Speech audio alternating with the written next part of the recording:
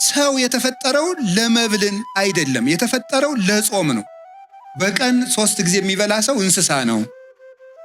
በቀን 2 ጊዜ የሚበላ ሰው ሰው ነው። በቀን 1 ጊዜ የሚበላ ሰው ደግሞ መልአክ ነው ይላል። ከሰውና ከጅብ በሆድ ማን ይበልጣል? ቅዱስ ገብርኤል ወደ ዳንኤል ሲመጣ እየበረረ መጣ ነው የሚለው መጽሐፍ ቅዱስ። እየበረረ መጣ የሚለው እንደው ዝም ብሎ መጣ ለምን አይለውም? ቅዱስ ገብርኤል ወደ ነቢዩ ዳንኤል ሲመጣ እየጓጓ፣ ለምን? ጾመኛ ነው። አስቴር 3 ቀን በመጾሙ ያገኘችው ምንድን ነው? በ127 ሀገሮች በሙሉ ተበትነው የነበሩ የሞት ደብዳቤ የተጻፈባቸውን ወገኖቿን ከሞት አድናለች። ጾም የአንድ ሀገር ሕዝብ ሊጠፋ ሲል ሰይፍ ያስመለሰ ጾም ነበር። ኤልያስ 40 ቀን ጾመና ከሞት ዓይን ተሰወረ። አሁን ይህንን ጾም ስንጾም እንደ ሙሴ ብርሃን ሳልብኝ፣ ቃል በቃል አነጋግረኝ፣ መልእክትህን በልቤ ጻፍልኝ፣ እንደ ኤልያስ ከሞት ሰውረኝ፣ ወደ ሰማይ ከፍ አድርገኝ ማለታችን ነው ስንጾም።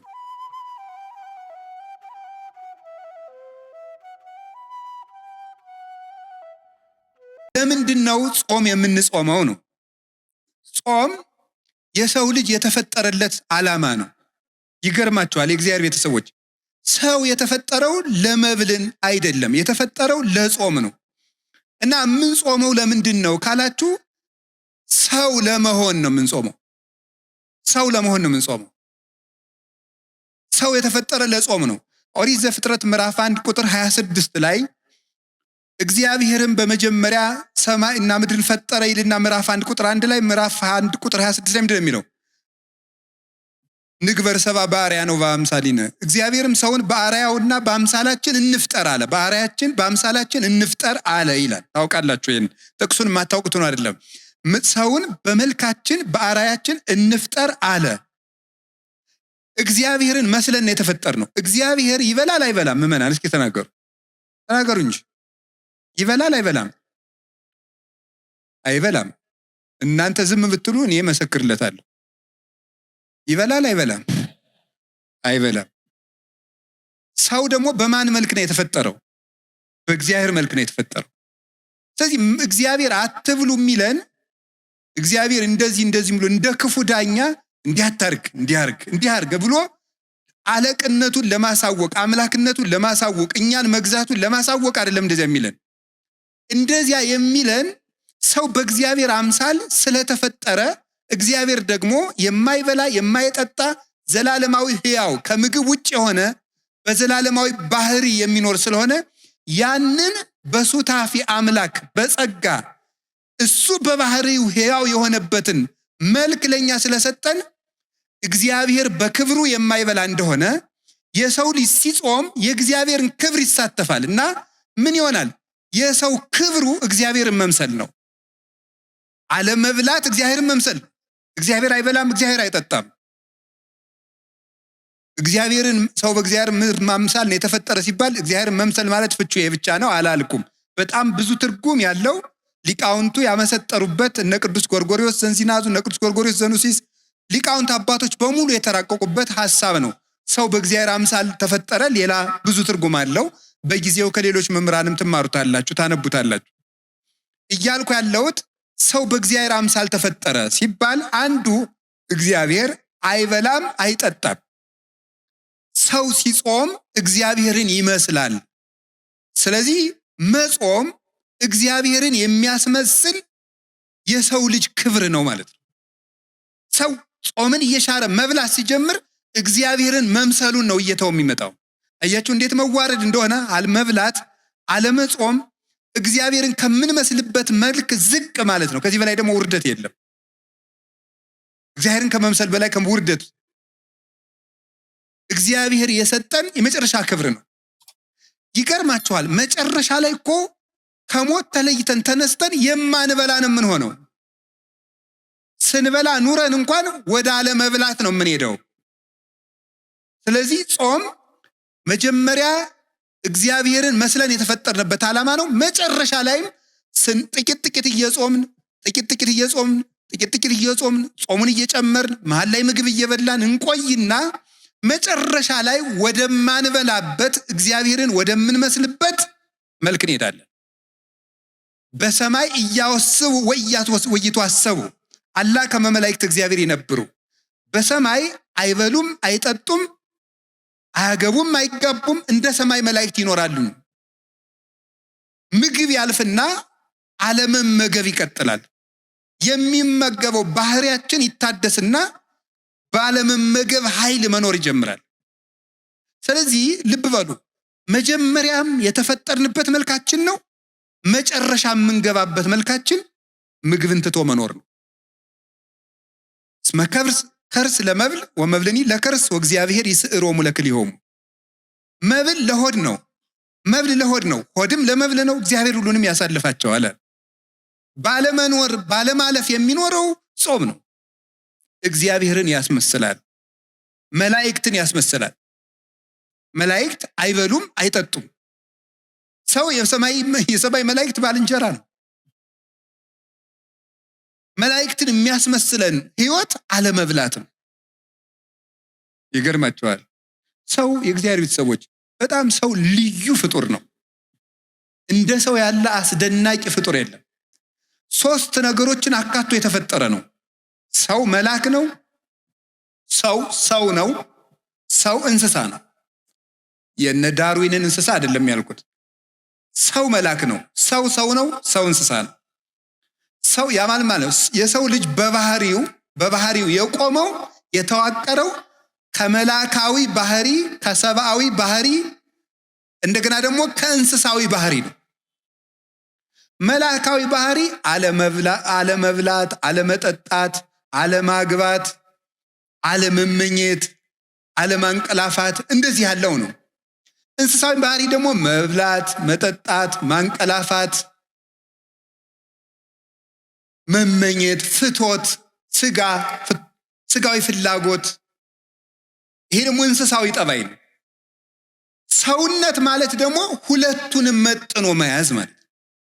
ይኸውልህ ሰው መላካዊ ባህሪ ያለው፣ ሰው እንስሳዊ ባህሪ ያለው። መላካዊ ባህሪ የመላክ ብቻ ነው፣ እንስሳዊ ባህሪ የእንስሳ ብቻ ነው። ሰው መሆን ግን መላካዊ ባህሪንም ሰብአዊ ባህሪንም እንስሳዊ ባህሪንም መያዝ ነው። መላካዊ ባህሪ አለመብላት አለመጠጣት፣ እንስሳዊ ባህሪ መብላት መጠጣት። ሰውነት ደግሞ ማለት መላክም መሆን እንስሳም መሆን ማለት። እንስሳዊ ባህሪ እንዳይጎዳ ትበላለህ፣ ትጠጣለህ፣ ታንቀላፋለህ፣ ትተኛለህ፣ ትነሳለህ፣ ታርፋለህ፣ ትመኛለህ። ሁሉም በመጠን ይደረጋል። መላካዊ ባህሪ ደግሞ መብላት አይፈልግም። ሰው 2 የሚጎዱ ባህሪያት ነው ያሉት። ዝም ብሎ የማይበላ ቢሆን እንስሳዊ ባህሪው ይጎዳና መራመድ ያቅተዋል፣ መስራት ያቅተዋል፣ ማሰብ ያቅተዋል፣ መተንፈስ ያቅተዋል፣ ሁሉ ነገር ማከናወን ያቅተዋል። ሰው ደግሞ እንስሳዊ ባህሪውን ብቻ ቢከተል ደግሞ ምን ይሆናል? ማቀድ ያቅተዋል፣ ሰማያዊ ነገር ማሰብ ያቅተዋል፣ መንጻት ያቅተዋል፣ ዝሙት ይሰለጥንበታል፣ ራሱን መግዛት አይችልም።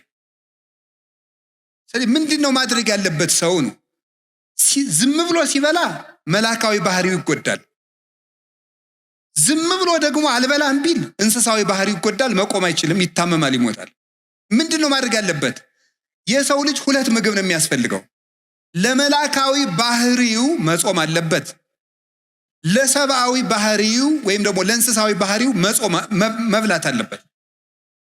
ለእንስሳዊ ባህሪው መመገብ አለበት፣ ለመላካዊ ባህሪው መጾም አለበት። ሰው በአንድ ነገር ብቻ ከኖረ መኖር አይችልም ነው። ሰው ነን እኛ። ሰው ይሄንን ያካተተ ነው። እንግዲህ የእግዚአብሔር ቤተሰቦች አሁን የግራ ጎናችሁ በቁስል ነፍሮ በስብሶ የቀኝ ጎናችሁ ብቻ እድሜ ቢቀጠልለት ይጠቅማቸዋል እንዴ? አይጠቅም። እና ዝም ብሎ ሳይጾሙ መብላት ማለት ሰው አለመሆን ነው። እንዲሁ መጽደቁን ተውት።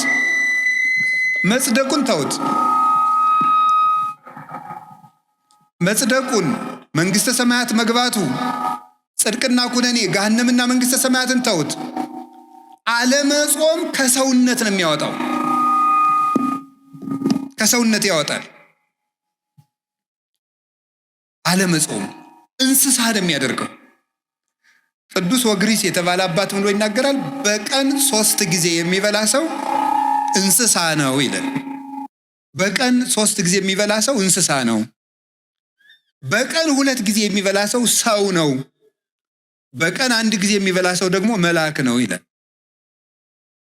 እግዚአብሔር ቤተሰቦች፣ አሁን ሰው መብልን እየቀነሰ ሲሄድ መልአካዊ ባህሪውን የሚሰለጥነው የሚያቅደው ነገር የሚያምር ሰው የማይጎዳ ሀገር የሚጠቅም ራሱን የሚያሳድግ አይምሮ ሁሉ ደብዛዛ አይደለም፣ ስል ነው፣ የተሳለ ነው።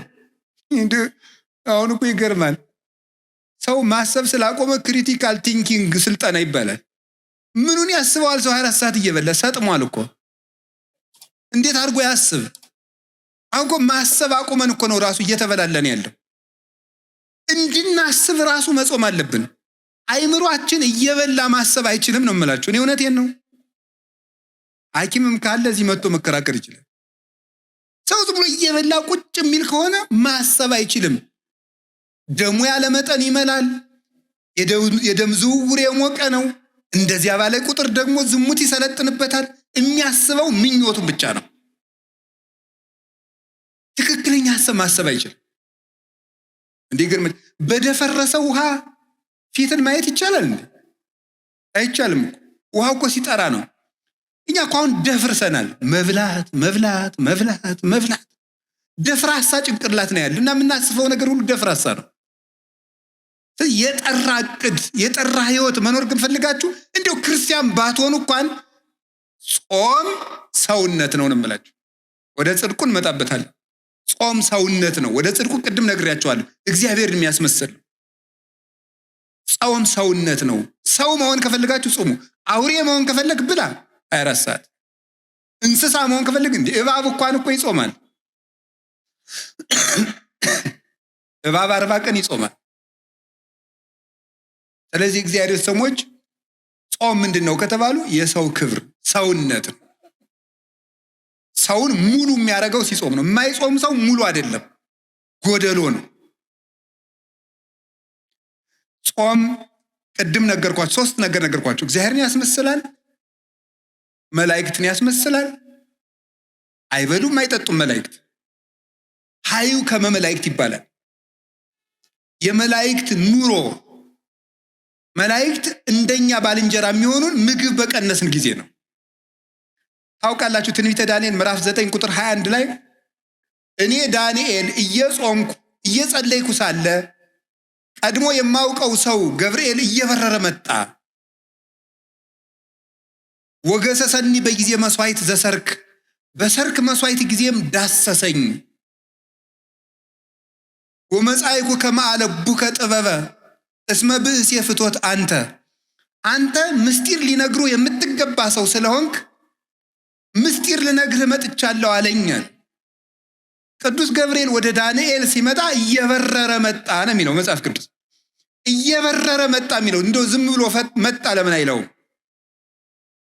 መላእክት የሚጾም ሰው ህይወት ያጓጓቸዋል። ባልንጀራው ነው። ከብት የሚሄደው ወደ ከብት ነው። በግ የሚሄደው ወደ በግ ነው። ፍየል የሚሄደው ወደ ፍየል ነው። አሞራ የሚሄደው ወደ አሞራ ነው። መልአክ የሚሄደው ወደ መልአክ ነው። ወደሚጾመው ሰው መጣ እየበረረ። መላእክት ወደሚጾም ንጽህና ወዳለው ሰው ለመምጣት ይጓጓሉ። ቅዱስ ገብርኤል ወደ ነቢዩ ዳንኤል ሲመጣ እየጓጓ ለምን? ጾመኛ ነው። ጥሬ እንብላ የሚል ጥሬ እየቆጠ የባቢሎን ምግብ ይቅርብኝ እንደዚህ ወዳለ ሰው መላእክት ደስ እያላቸው ነው የሚመጡት። አቡነ ገብረ መንፈስ ቅዱስ 562 ዓመት አልበሉም አይደለም? መላእክት እኮ ክንፋቸውን ለማልበስ ነበር የሚሻሙባቸው፣ ለመጋረድ እድል ለማግኘት ነበር የሚጓጉት። እና ምግብ ይሄ ያልታጠበ ዕቃ ተሐዋስያን እንደሚሰበስበው ምግብ በተጠራቀመበት ሰውነት የሚሰበሰቡት አጋንንት ክፉ ሐሳቦች ናቸው የሚሰበሰቡት። በሚጾም ሰው ዙሪያ ደግሞ የሚሰበሰቡት መላእክት ናቸው። ጌታችን መድኃኒታችን ኢየሱስ ክርስቶስ የማቴዎስ ወንጌል ምዕራፍ 4 ላይ እንደነገረን ወምዛ ሀደጎ ዲያብሎስ ወመፁ መላእክትን ዘያኩትጎ፣ ዲያብሎስ ፈተነውና አለ ምግብ አቅርቦ ጌታን ፈተነው። አልበላም ብሎ አሳፈረው። ዝርዝሩን መናገር ስላልፈለኩ ነው። ፈትኖ አሳፈረው። እሱን ካባረረው በኋላ ምን ማለት መላእክት መጡ እያመሰገኑት ይላል። እዚህ ውስጥ ሊተላለፍ የተፈለገው ምንድን ይመስላችኋል? አንደኛው ሊቃውንቱ እንደሚተረጉሙት ጌታን ሰይጣን ራሱ አላሸነፈኝም መላእክት ተራርተውት ነው እንዳይል ነው ይላሉ። መንፈሳዊ ደግሞ ከኛ ጋር የሚሄድልን ምንድን መሰላችሁ? ዲያብሎስ ጌታን በትኩስ ዳቦ ከፈተነው በኋላ ጌታ ድል ከነሳው በኋላ መላእክት መጥቷል። ምን ማለት ነው? የስስትን ሰይጣን ብሉ ብሉ ብሉ ብሉ እያለ የሚፈትነውን ጾም ለማስፈረስ የምግብ ሽታ እያመጣ ምግብ የሚጋብዙ ሰዎችን እያመጣ የሚፈትነውን ሰይጣን ወደ አሸነፈ ሰው መላእክት ይመጣሉ ማለት መላእክት ይመጣሉ።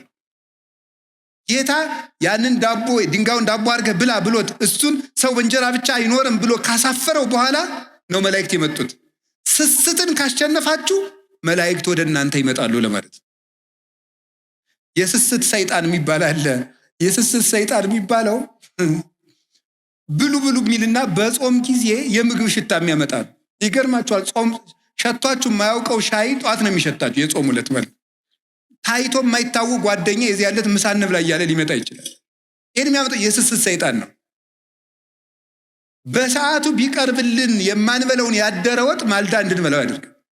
እንዲህ የሚያደርግ ማን ነው? የስስት ሰይጣን ነው። ለዚህ ነው መጽሐፈ መነኮሳት ምግብ አትርፈ ከበዓትህ እንዳታሳድር የሚለው። የስስት ሰይጣን ማለዳ ብላው ብላው ሊያሰኝ ይችላል። ማስጎምጀት ነው። በቃ ማጓጓት፣ ታንቄ ልሙት የሚያስብል ብሉ ብሉ ብሉ። እንደው ምግቡን ጨርሶ ሲጨርስ ንጉሠ ነገሥትነት የሚሾም የሚያስመስል የሚያጓጓ ሰይጣን አለ። ያንን ካሸንፋችሁ የመላእክት ዘመዶች ትሆናላችሁ። ከዚያሳ ዳንኤል ጾመ፣ ቅዱስ ገብርኤል መጣ። ምን አለ? ዳሰሰኝ ከንፈሬን አለ። ምን አደረገ? ጥበብ ገለጸልኝ። የ490 ዓመት ማህተም ተረጎመለት። ትንቢት ተረጎመለት። ምስጢር ነገረው። ልብ ሰጠው። አሁን ልብ ያጣነው ጾም ትተን ዳንኤል ጾመና ነቢዩ ምንድን ያለው? ቅዱስ ገብርኤል ለዳንኤል ምንድን ያለው? መጻይኩ ከማለቡከ ወዜኑ ከጥበበ ጥበብ ልነግርህ፣ ልብ ልሰጥህ፣ ማስተዋል ልነግርህ መጥቻለሁ።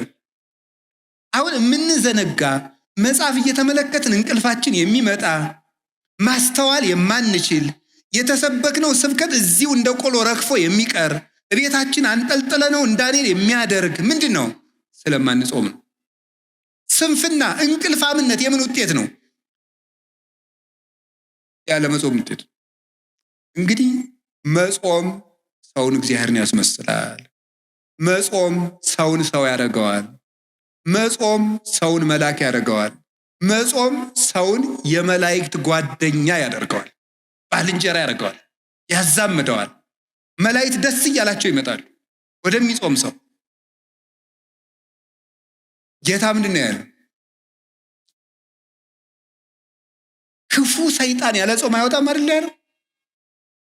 ስለ እግዚአብሔር ሰዎች መልአክ መሆን ከፈለጋችሁ፣ የመላእክት ዘመድ መሆን ከፈለጋችሁ፣ እግዚአብሔር መምሰል ከፈለጋችሁ ጾሙ።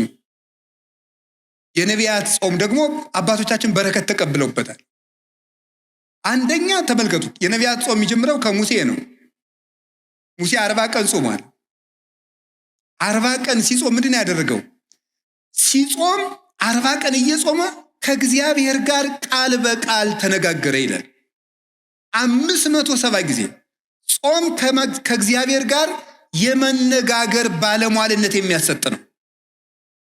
እግዚአብሔርን ማነጋገር ደግሞ ቀላል ነገር ይመስላችኋል እንዴ? አንድ ትልቅ ሰው እንኳን ሊያነጋግራችሁ ቀጠሮ ሲይዝላችሁ እንዴት ነው ደስ የሚላችሁ? እግዚአብሔርን ቃል በቃል እንደ ጓደኛ 570 ቃላትን እንዲነጋገር ያደረገው ምንድን ነው? ጾም። ጾም ምን ይጠቅማል ብትሉ፣ ይሄ የነቢያት ጾም፣ አሁን ህዳር ጾም የምንለው ምን ጾመው ከእግዚአብሔር ጋር የሚያነጋግር ጾም ነው። እንግዲያው ከእግዚአብሔር ጋር መነጋገር የሚፈልግ ይጾም። ከሰይጣንና ከስጋው ጋር መነጋገር የሚፈልግ ደግሞ ይብላ። ምርጫው እናንተ ነው። ሙሴ ይሄንን ጾም ጾሞ እግዚአብሔርን አነጋገረ። ከዚህ በላይ እድልስ አለ ወይ ነው? እግዚአብሔርን ከማነጋገር በላይ ምን እድል አለ? እግዚአብሔርን ለማነጋገር 100 ዓመትስ ብንራብ፣ እግዚአብሔርን ማነጋገር እኮ የነፍስ ጥጋብ እኮ ነው። እግዚአብሔርን ማየት፣ እሱን መስማት። አጸም ዘይነብበኒ እግዚአብሔር አምላኬ እስመ ውእቱ ይነብብ ሰላም ለሕዝቡ። እግዚአብሔር ንግግሩ ሰላም ነው፣ ልብን የሚያረጋጋ። የእግዚአብሔር ንግግር የሞት ማሰሪያን የሚቆርጥ ነው። ተራራን የሚያንቀጠቅጥ፣ ባህሩን የሚከፍል፣ አናብስትን የሚለጉም፣ እሳትን ጸጥ የሚያደርግ፣ መቃብርን ሳይከፈት ሙት የሚቀሰቅስ ነው። ጌታችን ኢየሱስ ክርስቶስ አልዓዛርን የቀሰቀሰው በቃሉ ነው። እግዚአብሔርን መስማት ትልቅ ነገር ነው። እንግዲህ እግዚአብሔርን መስማት ከፈለጋችሁ ጾሙ እስከ 9 ሰዓት። ሰዓቱ ይቀነስልን። መብራት ኃይል ልትከፍሉ ስንት ሰዓት ነው ወረፋ የምትይዙት? ይቀነስ በሉና እስቲ ይቀንስላችኋል። አይ ወረፋው ረዝሟል ብላችሁ እስኪ ኑ። አይ ወረፋው በዛ አልከፍልም ብትሉ ምን ይሆናል? እኔ አላውቅም የሚሆነውን ከተማ ስለማልኖር። ሳስበው ግን የሚሳካ አይመስለኝም። ወረፋው ረዝሟል እስቲ ይቀነስ። ወደ ነው ምን ይደረጋል? ኑሮ አይደል እያላችሁ ነው የምትሰለፉ። እና ይሄም ኑሮ ነው። እንግዲያም ኑሮ ነው። እስከ 9 ሰዓት ሰልፍ በሉ እግዚአብሔርን ለማግኘት። እንዲያው ለምን ቀኑን ሙሉ አንራብም? አሁን ሸክም አይደለም፣ እግዚአብሔር ሸክም እያከበደብን። አሁን ብዙ ሰው የሚመስለው ከኢትዮጵያ ኦርቶዶክስ ተዋሕዶ ቤተክርስቲያን ውጭ የሆነ ሰው የሚያስበው ምንድን ነው? እግዚአብሔር ኦርቶዶክስ ሸክም እየጫነ የለም፣ ሸክም እያቀለለችልን ነው። እግዚአብሔርን ምሰል ተው። መብላት እንስሳዊነት ነው። ስትጾም እግዚአብሔርን የምትመስለው ከፍ የምታደርግ ቤተክርስቲያን እኮ ናት። እንስሳ ከመምሰል መልአክ ወደ መምሰል፣ እግዚአብሔርን ወደ መምሰል ማሳደግ እኮ ነው። ሰውነትን ከፍ ማድረግ ነው። የሰውን ልጅን ባህሪ የሚያከብር ነገር እኮ ነው ይሄ። እሺ የእግዚአብሔር ቤተሰቦች ከፍጥረት ሁሉ የከበረ ማን ነው? ሰው በሉ። ከሰውና ከጅብ በሆድ ማን ይበልጣል? ምን አለ? ጅብ በሉ። እሺ ችግር የለም በሉ። ማን ይበልጣል? ጅብ አይደል? ግን ትልቁ ፍጥረት ማን ነው? በሆድ የሚበልጥ ማን ነው? ይሄ እንግዲህ ስለዚህ አንፌር ነው ማለት ነው። እኛ ከበለጥን በሆድ መብለጥ ያለብን ማንን? እኛ ነበር መብለጥ የነበረብን። የከበርን ፍጥረታችሁ እናንተ ናችሁ ብሎ ከጅብ ያነስን ከበላን ተበድለናል ማለት ነው። መብታችን እንግዲህ ምንድነው ካላችሁ የሰው ክብሩ ምግብ አይደለም ማለት። ትልቁ ፍጥረት ትንሽ ይበላል፣ ያነሰው ፍጥረት ትልቅ ይበላል። ለምን? ትልቁ ፍጥረት ትንሽ የሚበላበት ምክንያት የሰው ክብሩ ምግብ ስላልሆነ። አሳማ ብዙ ይበላል። አሳማን ግዛ ተብሎ የተፈጠረው የሰው ልጅ ግን ትንሽ ይበላል። አህያ ብዙ ይበላል። አህያን የሚነዳት የሰው ልጅ ግን ትንሽ ይበላል። አንድ አቅማዷ ፉርሽካ የበላችውን አህያ ግማሽ እንጀራ የበላ ሰውዬ ነው የሚነዳት። አየው ሆድ አያከብርም ጌታዬ። ሆድ ያስነዳል እንደ አህያ። ሙት ከልብ ይቆሩ እንዴ! እውነቴን እኮ ነው። ሆድ እንደ አህያ ነው የሚያስነዳ። ሆዳም ከሆናችሁ ትነዳላችሁ። እውነቴን ነው። ገባችሁ? ሆድህን ከቀነስክ ትመራለህ ማለት ነው። ሆዳም ከሆንክ ትነዳለህ። እንደዚህ ነው የምትሆነው። ሆዳም ሰው ምንጊዜም እንደተነዳ ነው የሚኖረው። የራሱ ሀሳብ የለውም። አህያ ምን ሀሳብ አላት? መንዳት ነው። አቱኑ እንደዚያ ጹሙ። ከጾምን ነው እግዚአብሔር የሚያከብረን። ከቃሉ ጋር ናችሁ? ከቃሉ ጋር ናችሁ ወይ? አዎ። እግዚአብሔር ከሁላችን ጋር ይሁን። እግዚአብሔርን የመነጋገሪያ ጾም ሙሴ ከዛ ምን አደረገ? 40 ቀን ጾመ። ከግንባሩ ላይ ብርሃን ሳለበት እግዚአብሔር። የእግዚአብሔር ብርሃን እንዲሳልብን የሚያደርግ ጾም ነው ይሄ ጾም። የእግዚአብሔርን ብርሃን፣ ያንን ብርሃን ከመልበስ በላይስ ምን አለ? ያ ብርሃን ባለበት ደግሞ መኑ ዘይደምሮ ለብርሃን ውስተ ጽልመት፣ ጨለማን ከብርሃን ጋር አንድ የሚያደርገው ማን ነው አለ ቅዱስ ጳውሎስ። እንግዲህ ተመልከቱ፣ ስንጾም የእግዚአብሔር ብርሃን በእኛ ላይ ይሳላል። የእግዚአብሔር ብርሃን በእኛ ላይ ሲሳል ደግሞ ጨለማው ዲያብሎስ ከኛ ጋር ህብረት የለውም። ቤታችን መበጥበጥ አይችልም። አይምሯችን መበጥበጥ አይችልም። ለምን? ብርሃን ለብሰናል። ሙሴ ብርሃን ለብሶ ሲመጣ ታች የነበሩት ጣዖታት ተሰባበሩ። የሚጾም ሰው የሐሰት አማልክትን ይሰብራል፣ አጋንንትን። ብርሃን መልበስ ከፈለጋችሁ ጹሙ፣ መጨለም ከፈለጋችሁ ብሉ። የሚጾም ሰው የብርሃን ልጅ ነው። ሙሴ ጾመና ምን አደረገ? ከእግዚአብሔር በ10 ጣቶቹ የተጻፈ ምን ሰጠው? ታቦት። አስደናቂ ነገር ነው እኮ አላችሁ እንዴ! እግዚአብሔር የጻፈውን መጽሐፍ ተቀበለ። ቀለል ያለ ምስላች እናንተ እኮ ከዘፋኝ ስታስፈርሙ አይደል የምትሉን? ያውቃችሁ የለ ዘፋኙን ፈርምልኝ ስትሉ አይደል የምትሉት? እግዚአብሔር የጻፈው ደብዳቤ ግርም እኮ ነው የሚያደርገው። ከእግዚአብሔር መልእክት እንዲሰጣችሁ ከፈልጋችሁ ጾሙ። ደግሞ ሽልማት የሌለው ጾም የለም። እኔ በዚህ እርግጠኛ ነኝ። ሽልማት የሌለው ጾም የለም። የጾሙ መጨረሻ ላይ ሽልማት አላችሁ። ሽልማቱ ግን እናንተ በሚገባችሁም በማይገባችሁ መንገድ ሊሆን ይችላል። ያን ማስተዋል ደግሞ አስተዋይ ነፍስ ይፈልጋል። ከእግዚአብሔር ስጦታ እግዚአብሔር ምንድን ነው የሚለው? ለሙሴ በእጁ ጽፎ ሰጠው አይደል? ዛሬ ስለኛ ወበከመ ይጻፍ መጽሐፍ በቀለም ከማሁ ይጻፍ ልቡናነ በመንፈስ ቅዱስ። መጽሐፍ በቀለም እንደሚጻፈው ልባችን ምን ይላል? በመንፈስ ቅዱስ እጅነት ይጻፋል ይላል ቅዱስ ዮሐንስ አፈወርቅ። በመንፈስ ቅዱስ እጅነት ይጻፋል። ዛሬ እግዚአብሔር ልባችን እንዲጽፍበት እንዲቀርጽበት፣ እነዚያ ብሩካት እጆቹ ሰማይን አንጠልጥለው ያጸኑ ምድርና ሰማያትን ሁሉ የባረኩ እነዚያ የተባረኩ የእግዚአብሔር እጆች ብሩክ እጅ ያ እጅ በልባችን እንዲጽፍ ከፈለጋችሁ፣ ስጦታ፣ ጥበብ፣ ዕውቀት በህሊናችን ሰሌዳ እንዲጻፍ ከፈለጋችሁ ጹሙ። መደንቆር ከፈለጋችሁ ብሉ። ከቃሉ ጋር ናችሁ። ነቢዩ ኤልያስ ከኤልዛቤል ተሰዶ ሲሄድ መልአኩ አመጣና ተበሳጭቶ ወስዱት እንዲሁ ከዚህ ሁሉ መከራ እንግዲህ ግደለኝ አለ ይላል።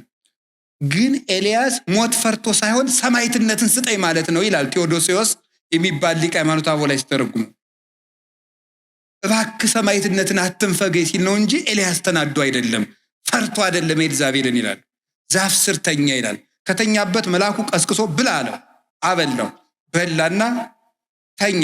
ብላ አለው፣ አበላው። 2 ጊዜ አበላውና ኤልያስ 40 ቀን ተጓዘ። 40 ቀን ተጓዘና 40 ቀን ጾሞ ወደ ብሔረ ሕያዋን በሳት ሰረገላ ዮርዳኖስን ተሻግሮ ተነጠቀ። ጾም ምን ያደርጋል ስትሉኝ ወደ ሰማይ ይነጥቃል። ጾም ምን ያደርጋል ስትሉኝ ሞትን ይቃወማል። ኤልያስ 40 ቀን ጾመና ከሞት ዓይን ተሰወረ። ከዓይነ ሞት ይሰውራችሁ ይላል የገጠር ሰው ሲመርቅ፣ ይሰውረን። እንግዲያማ ሞት እንዳያየን ከፈለጋችሁ ጾሙ። ከዓይነ ሞት ተሰወረበት፣ ወደ ሰማይ ተነጠቀ። ከፍ ያለ ልልና የሚሰጥ ጾም ነው። አሁን ይህንን ጾም ስንጾም እንደ ሙሴ ብርሃን ሳልብኝ፣ ቃል በቃል አነጋግረኝ፣ መልእክትህን በልቤ ጻፍልኝ፣ እንደ ኤልያስ ከሞት ሰውረኝ፣ ወደ ሰማይ ከፍ አድርገኝ ማለታችን ነው ስንጾም። ትልቅ በረከት እኮ ነው እግዚአብሔር እየሰጠን ያለ። ጾሞታል። ነቢዩ ዕዝራ እስራኤል በ580 ዓመተ ዓለም ጌታ ከመወለዱ በፊት ባቢሎን ተማርከው ኑረው 70 ዓመት በምርኮ ከኖሩ በኋላ ሲመለሱ ናቡከደነጾር ያቃጠላቸውን መጻሕፍት ሁሉ በመጽሐፈ ዕዝራ ሱቱኤል ላይ እንደተጻፈው 40 ቀን ጾሞ ገጽ በገጽ 70 ዓመት ተቃጥለው የቆዩትን መጽሐፍት መንፈስ ቅዱስ በዓይነ መነጽር የመጻሕፍቶቹን ገጽ እየነገረው ሙሉ መጽሐፍትን ብሉይ ኪዳንን አጽፎታል። እንግዲያውማ የጠፋ ምስጢር የሚገልጥ ጾም ነው። ጾም ከመጻሕፍት ጋር ያገናኛል። ህሙግ መብል የሐምግ ልበ፣ የደፈረሰ ምግብ ልብ ያደፈርሳል ይላል እዚያ ትንቢተ ዳንኤል ላይ። የሆነ ያልሆነውን እያጠራቀመ 24 ሰዓት ያለ ጾም የሚበላ ሰው መጽሐፍ መመርመር አይችል፣ አይገባው።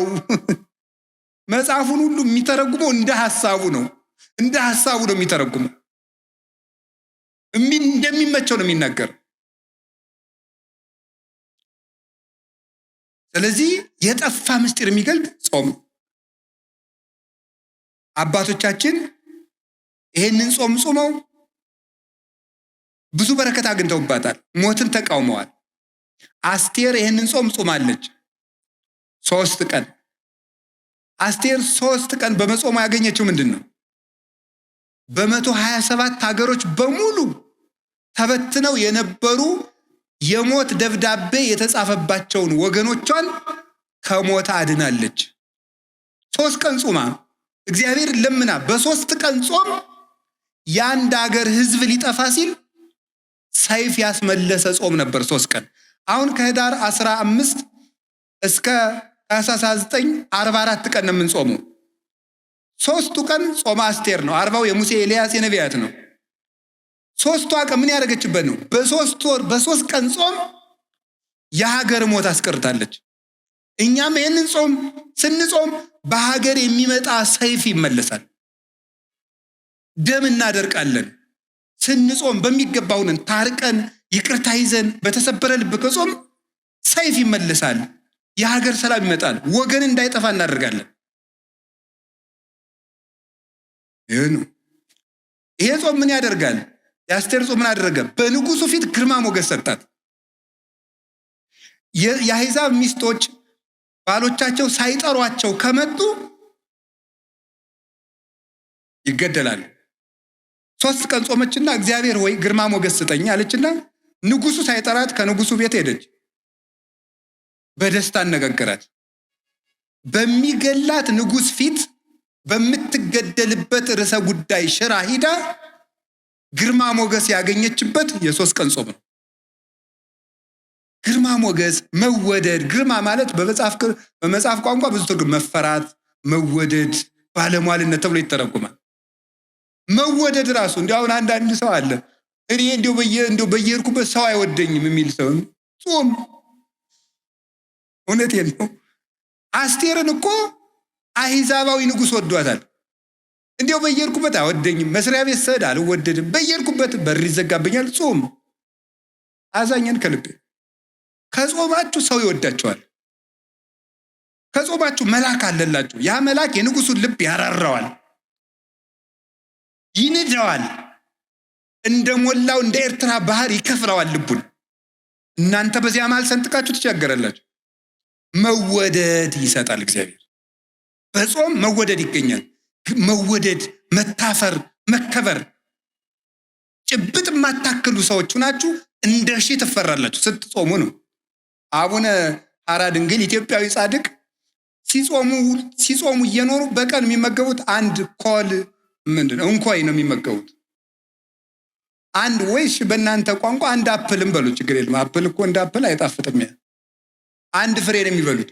በዘመኑ የነበረው ንጉስ ሱስንዮስ በሃይማኖት ስለተለያዩ ነገር ተሰርቶባቸው ሊገላቸው ፈልጋቸው አስጠርቶ ጎንደር ወሰዳቸውና ለምንድነው እማትጾም? ማነው ለምንድነው እኔን የምትቃወም ሊል ነው የጠራቸው። ሂደው ግን ከቤተ መንግስት ሲቆሙ ለምን ጠራይ ሲሉት እንዲሁ እንድትባርከኝና ሰላም ልል ነው ብሎ ነው የሰደደች። ለምንድነው እንደዚህ ያደረገ ሲባል ግርማ ሞገስ፣ የተራቡለት ክርስቶስ፣ የተጠሙለት ክርስቶስ፣ እናት አባት የተውለት ክርስቶስ፣ ብቻቸውን የተሰቃዩለት ክርስቶስ፣ ከፍቶታት እኮያት፣ ከአጣው ርኩሳት፣ ከስጋ ጋር፣ ከአጋንንት ጋር፣ ከአራዊት ጋር፣ ከብርድ ጋር፣ ከፀሐይ ጋር፣ ከብቸኝነት ጋር፣ ከስደት ጋር የታገሱለት ክርስቶስ ግርማ ሞገስ ሰጣቸው። እናንተ ተከሳችሁ በሄዳችሁ ጊዜ እናንተ የምትናገሩ አይምሰላችሁ፣ የሰማይ አባታችሁ መንፈስ በእናንተ ላይ ይናገራል ያለው ተፈጸመላቸው። ወመምህር ዘይትቃወም ለነ፣ የሚከራከርልን መምህራችን ክርስቶስ ነው የተባለ ለዚህ ነው። አንደበት ይሆንልን። ዝግ የሆነው አንደበታችሁ በተከሰሳችሁበት እየሰረቃችሁ ተከሰሱ አላልኩ። በምትገደሉበት አፍ ስም ግርማ የሚሰጥ ስጾም ነው። የሚንበለበል ሰይፍ የሚመልስ ምንድን ነው? ጾም ነው። እንደዚህ ብቻ አይደለም። የሁል ጊዜ ስቃይ አውሬ የሆነው ሃማ የተገደለው በአስቴር ጾም ነው። ይገርማል። ጾም ማለት ያለ ሰይፍ የሚዋጉበት ረቂቅ የብርሃን ሰይፍ ነው። አስቴር ወገኖቿን የሚጨርሰውን ሃማን ለመጋደል ሰይፍ አልታጠቀችም፣ ጾመች። ስትጾም እሷ ሰይፍ ሳታነሳ የእሷን ወገኖች የሚገለው ሃማ ራሱ የእሷን አጎት ሊሰቅልበት ባዘጋጀው እንጨት ተሰቅሎ ሞት። ለሚመለስ ጠላት ልብ የሚሰጥ ልቡ ለደነደነ ጠላት ደግሞ የሚዋጋ ሰይፍ ጾም ነው። ዮዲት የምትባለው 3 ቀን ጾማ ነው የእስራኤልን ጠላት ንጉሥ ያሸነፈችው። ጾም ጠላት ያሸንፋል። ይሄ ብቻ አይደለም፣ የተዋረደውን መርዶክዮስን ሹመት ሰጠው። ክብር ይሰጣል። ጾም ወድቆ የነበረውን ሃማ ስላልሰገደልኝ እገለዋለሁ ያለውን መርዶክዮስን በሃማ ወንበር ያስቀመጠ የአስቴር ጾም ነው። ጾም የተዋረዱትን ከፍ ያደርጋል፣ ትዕቢተኞችን ያዋርዳል። ጾም ወደ ክብር መውጫ መሰላል። ይህንን ነው የምነግራችሁ የእግዚአብሔር ቤተሰቦች። በወንጌል መራይከነ ወበነቢያን ናዘዝከነ ዘለሊከ አቅረብከ